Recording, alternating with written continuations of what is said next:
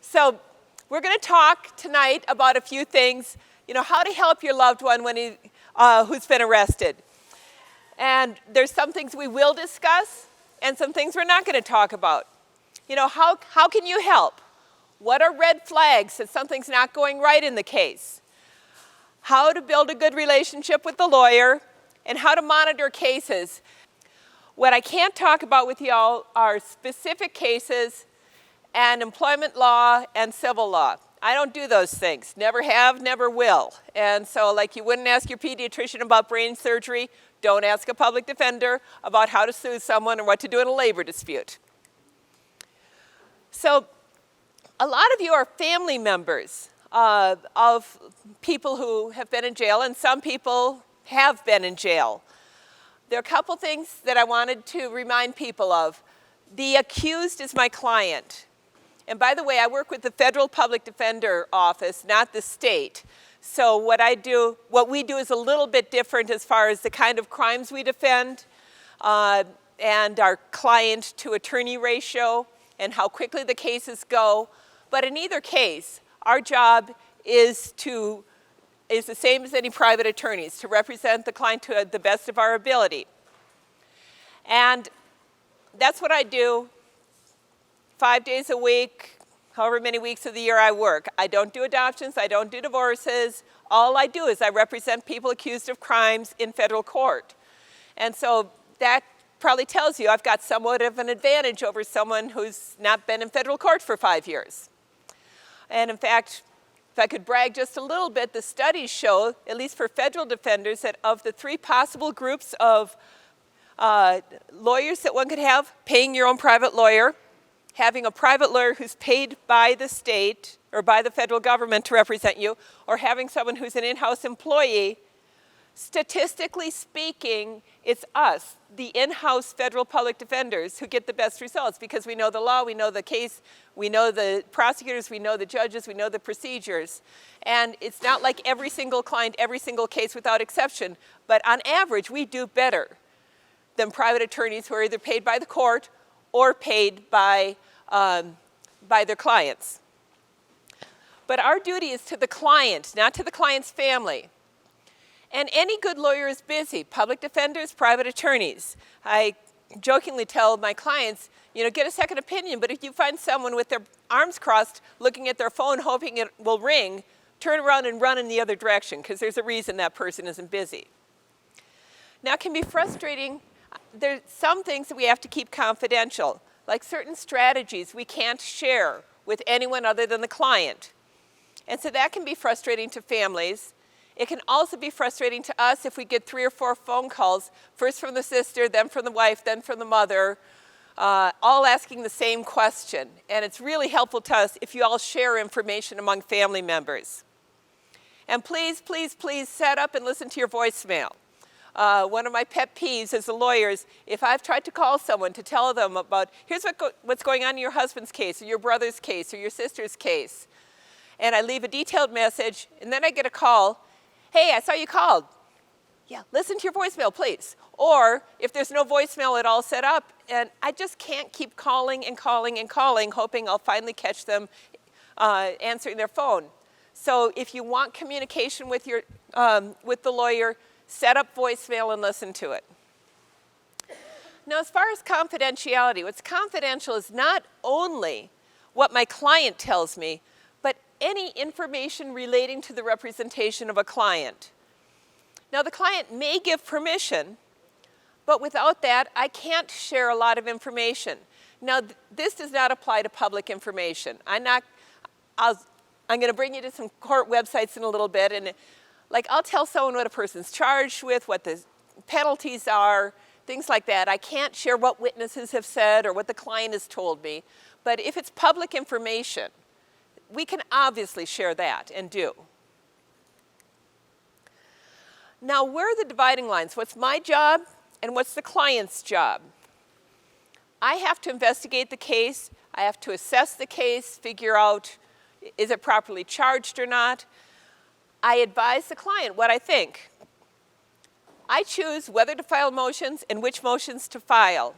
If we're going to be calling witnesses, I choose the witnesses and I choose how to question them. And if there's a trial, I choose the jury instructions. And those are a lot of things that require legal training. But the really critical decisions are the clients. First of all, their job is to provide information so I can do my job. But then, these 4 questions. Do you want to go to trial or do you want to plead guilty? If you want to go to trial, do you want a judge or a jury to hear the case? If you want to go to trial, do you want to testify or do you want to remain silent? And if you lose, do you want to appeal or not? I can't make those decisions for my clients. The clients have to make them with my advice. But if I don't agree with it, those things we do whether or not I agree with them. Those are the client's decisions to make. So how can you help? Be patient with us. We don't know everything about the case 2 days or 1 day after we've been appointed. There's investigation, the government sends us discovery, sometimes we need to send things out for transcription. It takes a while to learn about the case. So if someone tells you the day after they're appointed, I get a question, how does the case look? Like, all I have is the criminal complaint, which is what the cop said happened. I haven't begun the investigation. I don't know how the case looks yet. Offer to help. One thing that can often help if the case is going to go to sentencing is character letters, but no affidavits. This is something that would be helpful. I've known John for 20 years. He's my next door neighbor. I've never seen him drunk. When I was in the hospital, he came over and took care of my dog for me, walking her every day. His kids adore him and need him. Jessica has special needs and he helps her, et cetera, et cetera. That tells the judge who John is. What does this other one say? I hereby attest under penalty of perjury that I'm of sound mind and competent to make this oath. I solemnly declare that John is a good person and deserves a lenient sentence. What does the judge know about John with that letter? Nothing. He knows that you're trying to write like a lawyer. But that's about it. Tell the story.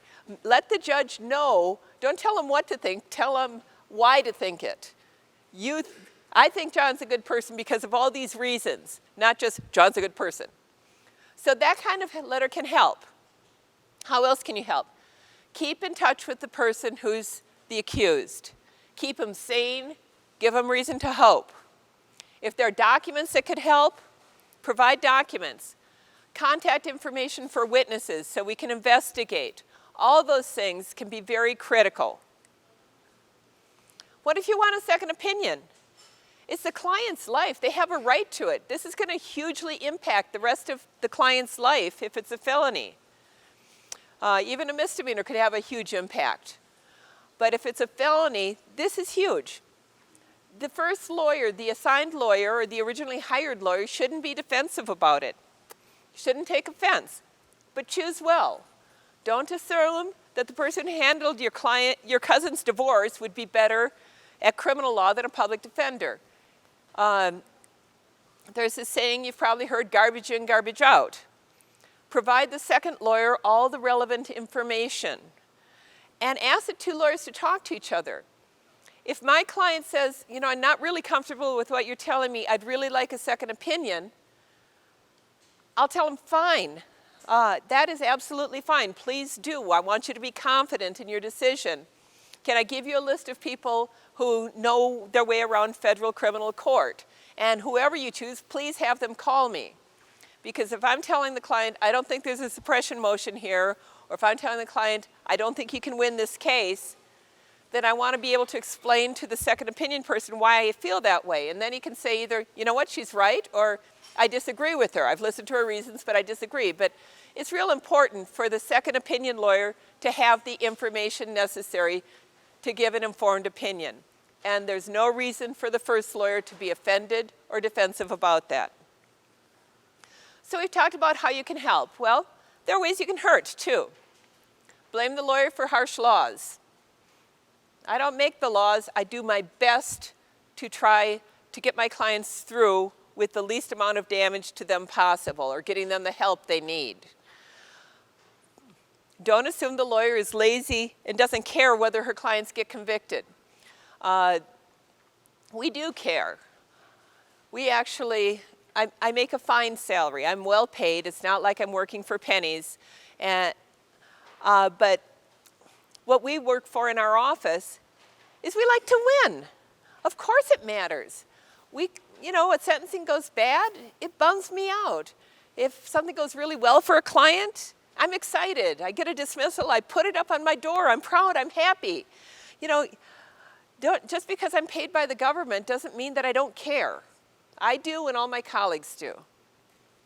As far as Google self-help, please don't just find a random phrase on the computer and decide that that's the law or that applies without understanding the context. I certainly encourage you to use the internet. Don't compare two situations which really aren't the same. This happens a lot in federal court when someone's had a state court or a tribal court matter. Federal sentencing can be brutal, and it can be very rigid. And just because your cousin had this much cocaine and got this sentence doesn't mean that's going to be the result in federal court. There are circumstances under which a minimum mandatory sentence applies, and it's difficult to impossible. There are 3 exceptions, and factually they may not apply, just period. It's not like if you try really, really hard you can get it, but one is a person's got no criminal, has to have a completely clean background to get it. If my client doesn't have a completely clean background, I'm not going to get him that exception, no matter how hard I try. And if the lawyer, I or anyone else, gives the client advice to plead guilty, don't assume that that's not in the person's best interest. In federal court in particular, most people are guilty. The law enforcement agents have their act a lot more together than the local cops. And I'm not saying the local cops make mistakes all the time, but they make them a lot less in federal court, and almost always they can prove what they accuse in federal court. Not always. We win sometimes, but it's really hard in federal court. And if I tell someone, you'll get a lower sentence if you plead guilty, not guilty, I've already scratched not guilty out as a possible outcome in the case. I represent a lot of people who are accused of illegal reentry after deportation. All the government has to prove is, you're not from the United States, we found you here, you were deported, and you didn't get permission before coming back. Most of that's, found them here, that's going to be pretty obvious from where they were arrested, and the other 3 things are going to be evident from their immigration file. They're really hard to win, so we end up advising our clients to plead guilty the majority of the time. On the times when I've been able to knock a hole in one of those 4 elements, I am ecstatic and I love it, but it doesn't happen very often. And another way you can hurt is if you give advice without knowing all the relevant information, which is facts and law. And here's the rub with that. Don't talk about your loved one's case with him if he's in jail. You know what's going to happen. Jail phone calls. Fabian Gonzalez upset with slain girl's grandparents. KOAT gets it. The FBI gets it. The DA gets it. If you're saying it over the phone or over one of those visitor phones, it's getting recorded. And if the government wants it, they're going to get it. So this is why sometimes it's really hard to have the information, because you can really hurt your client or your loved one who is the client by drilling them for information about the case. I was in trial in May. We could have won it, but for my client's mouth. Holy crap. It was like she told, every time I came up with a theory of the case, she's blabbing to her family members about it. And so I'm getting a call from the prosecutor. Hey, Carrie, are you going to be filing for an expert on facial recognition? Hey, Carrie, what about cell phone technology? You're going to be getting an expert on that too? And like, will you please keep your mouth shut? But the government got all of it. Okay, so we've talked about what's right. Now, it doesn't always work right. How do you know if something's wrong? The lawyer doesn't send or show the client the discovery, doesn't let the client know what's going on. That's a red flag. Lawyer doesn't visit the client. That's a red flag. Lawyer doesn't tell the client about court hearings. I hate it when I write, like one of the things that pisses me off so much in my job is when I write my client a letter saying, hey, we've got court on this date, and the jail doesn't deliver the letter.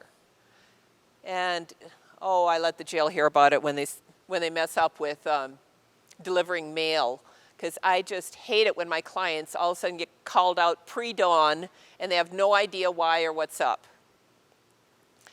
So I try, but if the lawyer doesn't even try, that's a red flag.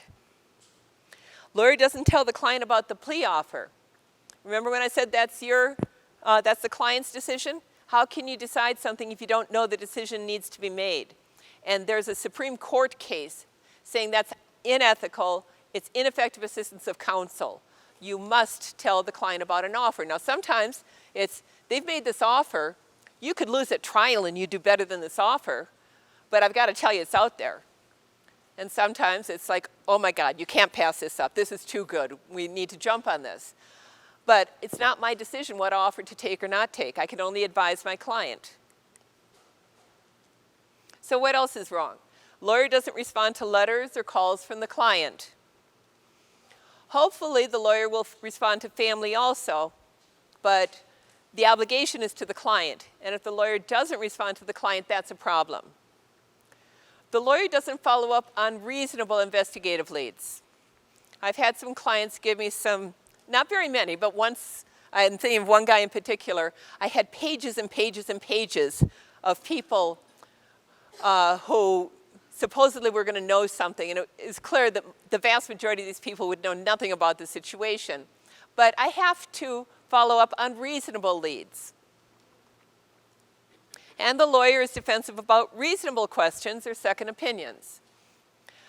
We have an ethical obligation to keep our clients reasonably informed about what's going on in their case. And if we don't, that's a problem. So what isn't a red flag? The family doesn't get the discovery. The family's not the client. We've talked about this, advising the client to plead guilty. That may well be in the client's best interest. Or the lawyer learns more about the case and changes the strategy. I'm getting better informed about the case. If I think I've got a fabulous suppression issue and then I get some more discovery and I learn I don't have any suppression issue, it doesn't mean that I got lazy, it means that I learned more. And I can't get an exception to a mandatory sentence. There are all sorts of ways you can get mandatory sentences in federal court, and there are some in state court as well. But our Attorney General right now has ordered all the U.S. attorneys in the country to try to get the maximum time possible from every single client on every single type of case. And if they want to ask for anything less than what's called the sentencing guidelines, they need authority almost all the way from Washington, D.C. to ask for it. So it's really tough right now in federal court. And fortunately, Jefferson Beauregard Sessions III doesn't have anything to say about the state cases. So fortunately, it's not affecting the state. Sometimes I can't discuss evidence with the family. Even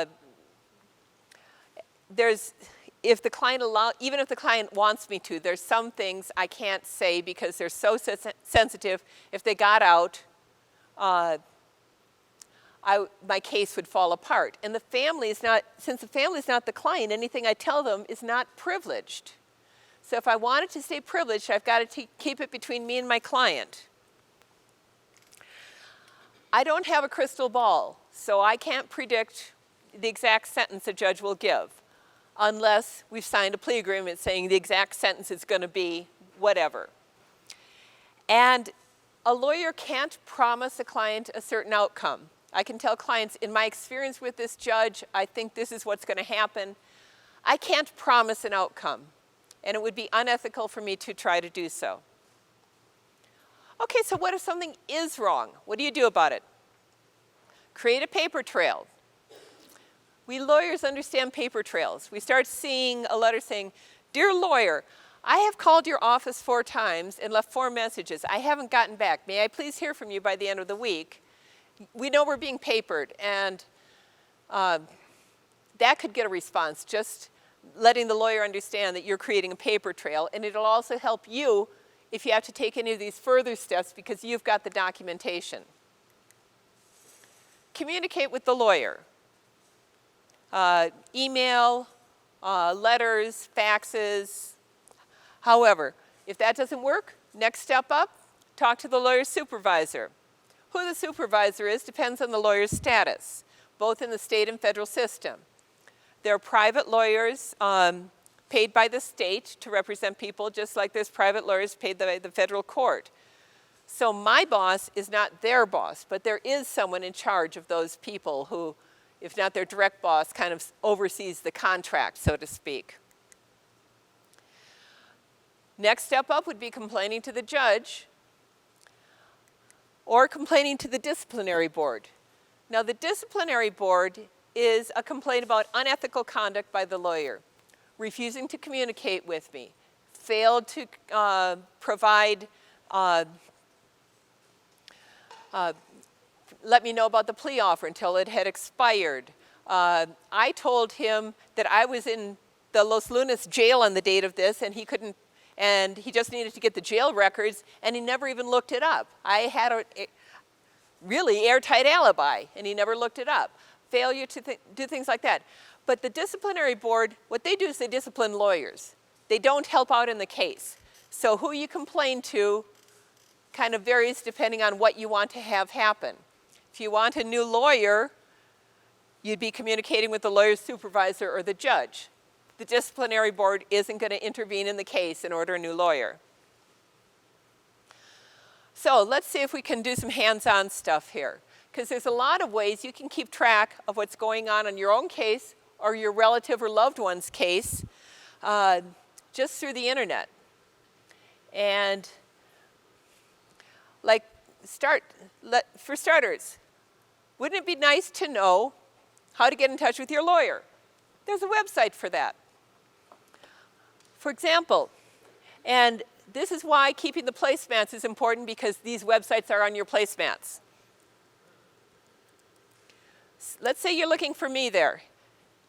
And we scroll down. There's only one lawyer in the state called Converse. And with luck, it'll show up here in just a second. Yeah, here I am. How to reach me. And that's how to reach any lawyer who's licensed in the state. The one exception to this working is state public defenders, so long as they're licensed somewhere, don't have to have a license in New Mexico. And so those people may not show up. But what you can do is look for them under the law office of the public defender. So that's abbreviation for their website, LOPDNM, Law Office Public Defender, New Mexico. And there is offices. So if you don't know how to reach your lawyer, let's see, you've got a case up in Aztec. There's the phone number and the address for the Aztec office. So what if you want to follow a case? You can go to the New Mexico court's website. And there's an option, find a case. So I have to accept this, and I'm going to probably have to prove that I'm not a robot. And it wants me to select images with cars. And I'd be better off having my glasses on, but we'll see if I can find all the cars here. So what if you've got a person in the corrections department? You want to find out where they are in the corrections department. This top option is offender search. Okay, what if he's in federal court? We've got even more information. Now, you have to sign up to be able to look at federal court documents, but it's free. I can look at any number of dockets, and then if I want to look up an actual document, because I can hyperlink in federal court, there's a similar thing called PACER for the entire federal government or federal court system. So if someone has a case, somewhere else, and I filled in my username and password and entered it, I could then search in a specific other part of the country, or I could search anywhere in the country and get everyone by a certain name that had shown up. And finally, let's say I've got a client or a loved one who's in federal prison. So I can go to the BOP website and I can click Find an Inmate. And if you know their number, you can type in their number. And if you know their name, who's got questions for me about anything? Yes. The question is, how do you expunge a conviction? In both state and federal court, it's you pretty much have to do it for actual innocence. And I can give you an example of the one expunge. Actually, I can give you two examples, one in state court and one in federal court. There was a woman who, when she was a naive college student, answered a help wanted ad for working in a massage parlor. And like, how many here know what a massage parlor is? Well, she didn't. And she had the unfortunate timing, bad luck, to be sitting there for her job interview when the vice cops raided. And so she was arrested along with all the prostitutes. And they never charged her with it. They realized, whoops, she wasn't there working. And I was able to get her case expunged. It was a complete mistake. Another client of mine with really horribly bad luck had gone to a park with his children.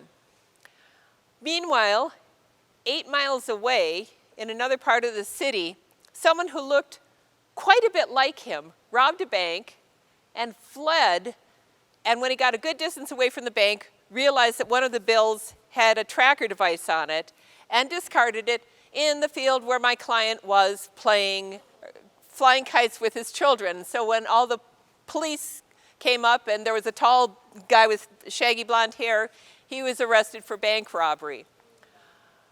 The wonderful thing about living in the age of technology that we live in is that at the time of the bank robbery, he was dropping his wife off at the food stamp office, and he was caught on the surveillance camera outside the food stamp office, so we were able to show the prosecutors that he was in another part of town and couldn't possibly have been there robbing the bank.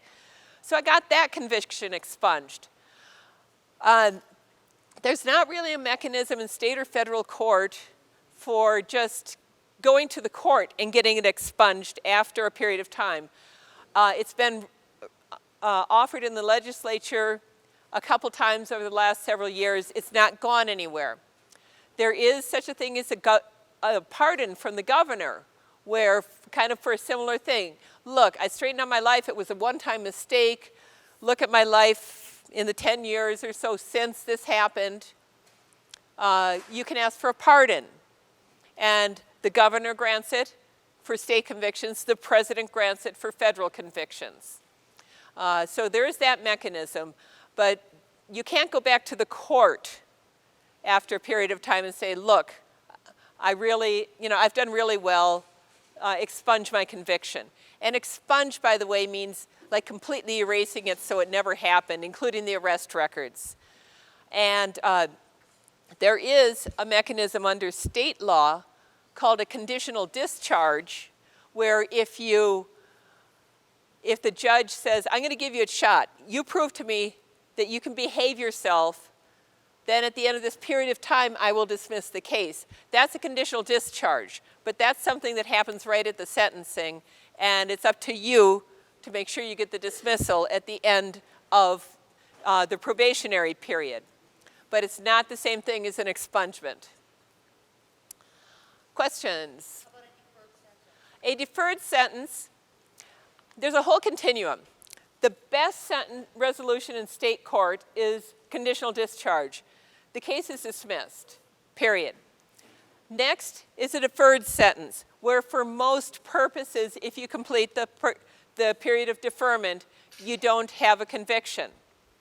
Next is a suspended sentence. The judge imposes a time, but says, I'm suspending it. You don't have to do the time unless you violate probation. And then there's an imposed sentence, like I'm sending you to jail or prison, and you have to do the time. So deferred is not as good as a conditional discharge, but better than a suspended sentence. It's another way of getting probation. Okay. Yes? So if I had a conditional discharge and it got it taken away, and then I had a deferred and got it taken away, that would mean I'm like at the point where I'm at a suspended sentence, right? Yes, if a judge gave someone multiple chances, like first at a conditional discharge, and they messed that up in some way, so then gave them the next best thing, deferred, and they messed that up, so then they imposed the sentence and suspended it. At this point, it's going to stay on the record. And let me mention one thing just about staying on the record. After you've completed your period of probation, you can get a certificate that allows you to vote in state or federal elections. You need to get that certificate from the state probation department. You bring it to the clerk's office, and your voting privileges are restored. I believe after 10 years under state law, your firearms privileges are restored. But they never are under federal law. It will always be a felony under federal law if you've been convicted of a felony or a domestic violence offense, or if you're a non-citizen who's not a visitor or undocumented or anything other than a diplomat, a lawful permanent resident, or someone with a special hunting permit. All those things are felonies to have a gun. So don't let a state attorney who doesn't know federal law say, wait 10 years and you can get your guns back, because the feds will come after you. And that's going to be really bad because ignorance of the law is no excuse. What else? What is the statute of limitations for a case that was annulled? The question is, what was the statute of limitations for a case that is nullied? And the answer is my favorite and your least favorite lawyer answer. It depends. Under federal law, most things have a 5-year statute of limitation. It's a lot more nuanced under state law, and there's some things that have no statute of limitations. Murder, for example, of a few types. Misdemeanors have one statute of limitations. Lower degree felonies have another. I don't know those numbers off the top of my head. I believe that's a 4th degree felony, so it's probably something like 3 or 5 years. But I've done nothing but federal law this entire century, so I'm a little bit distant from knowing those numbers off the top of my head. Yes?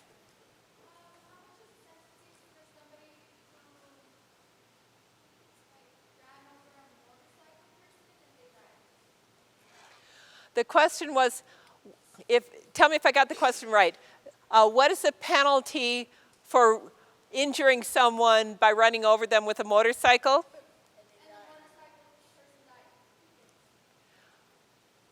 Okay. Oh, so the car runs over the motorcycle person and kills the motorcycle person. Got it. That's called vehicular homicide. I think it's 6 years, but I'm not positive on that. And I don't think that time is mandatory. I don't think any part of that time is mandatory, but I'm not positive on that. That is one area of law that I'm pretty sure the statute's changed since the time I was doing state felony defense. The legislature upped the penalties on several things.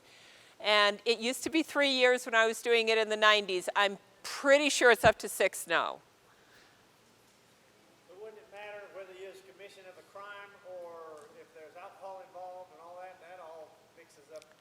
Okay. So the question is, would it matter if there was alcohol involved or if it was in the commission of another crime? That could vary tremendously. Like, let's say I'm the person who's driving the car. If I had just robbed a bank and was fleeing the bank robbery and run over someone, then that's felony murder, and that's life in prison. So that's like the extreme example. If it's late at night, I haven't had a drop to drink, and maybe I'm going 2 miles over the speed limit, and the motorcyclist is running without his lights on and does something really reckless and I can't avoid hitting them, that might be not guilty on my part. It might be that I was just careless driving as opposed to reckless driving or vehicular homicide. The standard I know is if one's been drinking, if the alcohol affected to the slightest degree your ability to respond to the situation, then it's vehicular homicide or great bodily injury by vehicle.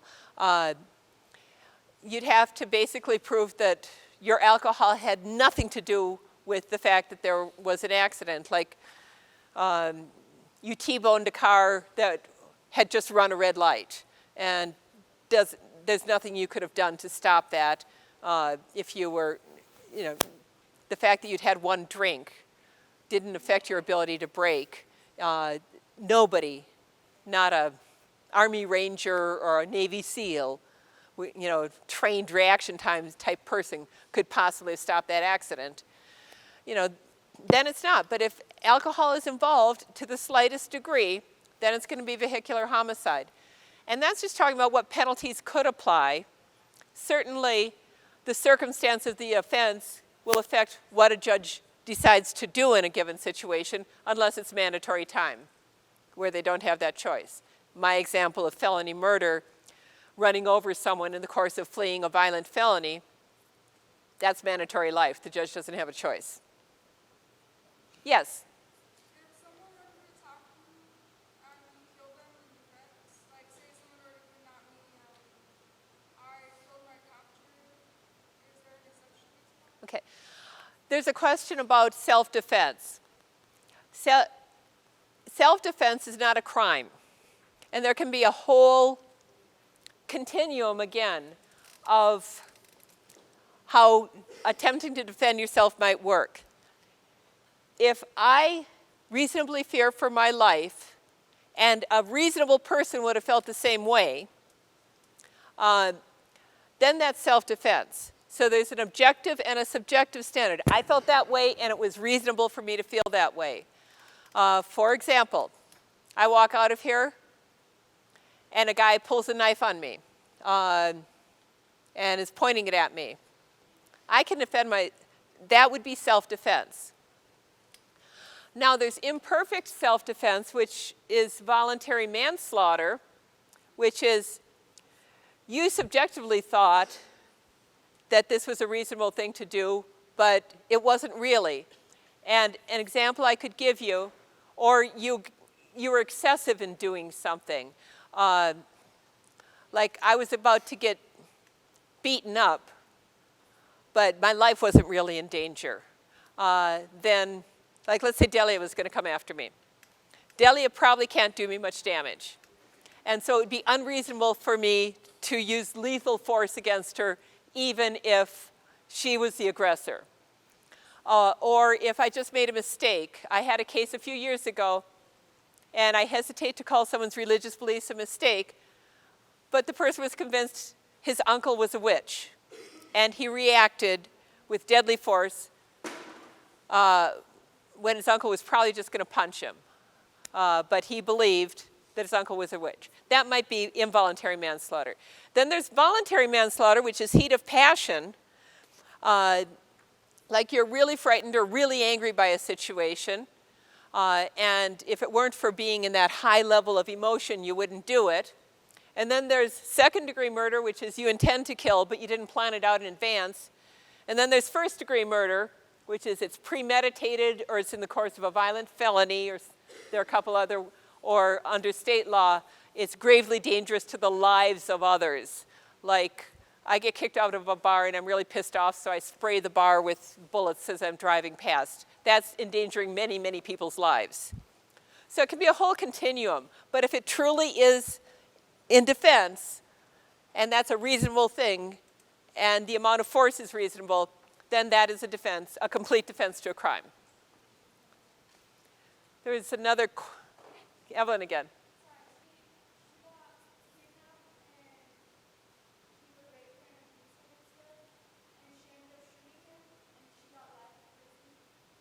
Okay, I was asked about a case where she was a rape victim and a kidnap victim, and she ended up killing her kidnapper and rapist and got life in prison. That sounds like a miscarriage of justice to me. If that's really what happened, that's a horrible miscarriage of justice. Now, historically, sadly, this has happened in the past where women who finally kill their abusers get sent to prison for a long period of time. And I consider that a miscarriage of justice. We've got a good system of justice. We've got a very good system of justice. We don't have a perfect system of justice. And there's been that, I guess you could call it sexism in the past, where women are not supposed to be able to defend themselves. And I'd like to think that with recent events, not only last week and the week before and this week, but starting a year or two ago, whenever the Me Too movement started, that maybe that's going to be changing and courts won't look at things that way anymore.